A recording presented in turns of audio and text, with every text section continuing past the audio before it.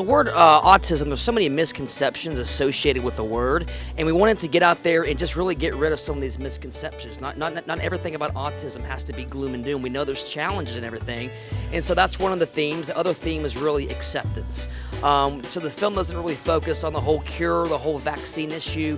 It's really a film that focuses on families living and dealing with autism on a daily basis. This film, what we really wanted to do is give these families that have autistic children a platform to share their story, where when you watch it, you see a lot of the common things that they have, things they have in common, things that are different, more about their lives. It's not always also just about the children, it's about them working together as husband and wife. It's empowering the people that are watching this that know that, hey, I'm not alone, we're not alone, that there are other people out there that are dealing with what we're dealing with.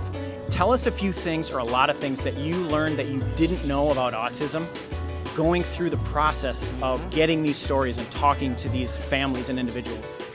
I learned particularly how big the autistic spectrum is. There are cases where people can, 8 and 9-year-olds, they can say 5 or 6 words. And there are cases where some people just have a slight social disorder, and the spectrum is so big. And so what I learned is not everyone is like Rain Man. That's the big, I think, misconception. When you hear the word autism, again, it's almost, in 2015, a gloom and doom word. You think of Rain Man, you think of someone dropping a box of toothpicks, and there's 487 right there. It's not like that at all.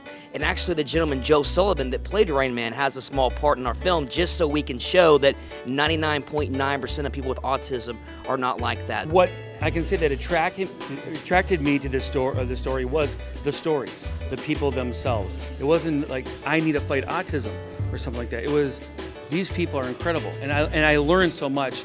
And when someone can just be so genuine and authentic and just share it, when they're not trying to put on an act, there's no fakeness. It's that's what I found endearing and moving. We got Chandra Wilson from Grey's Anatomy as our narrator, and she's wonderful.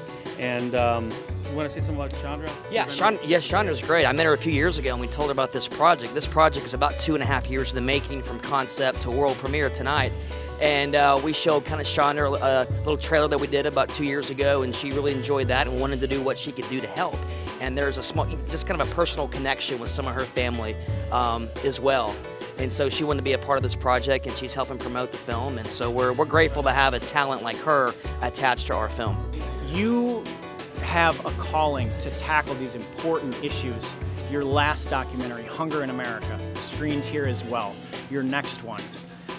Talk to me about how that came to be.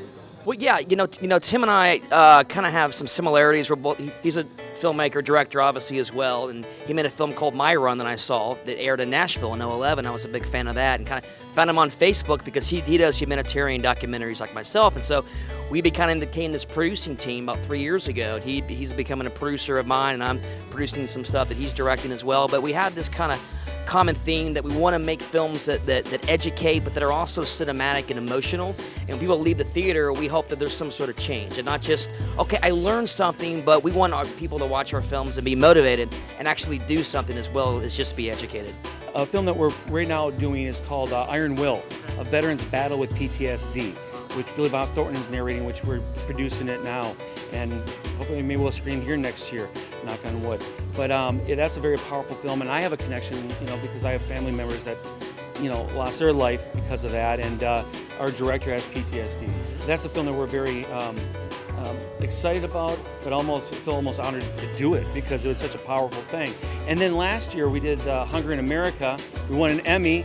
So I didn't know that. We won an Emmy on that. I'm glad you said that. Yeah. Won a Mid-South Emmy for Best Topical Documentary in January, so we're happy about that. And getting the film out there, it's screening over 400 schools and colleges right now, so we hope to continue the momentum with that and just keep, getting our films out there. It's all about, as any filmmakers, it's about having an audience and reaching your audience and getting your work out there. You have, you're present on social media for people to find out more about the film. Will you tell us all about that? Tell our audience too. All right. Well, we have a website. It's called AutismInAmericaMovie.com, where you can get on our Facebook page as well. If you want to email us, send us a message, we'll get back to you right away. So feel free to share your story. We would love to talk to you. We're also available to do some private screenings and that kind of stuff.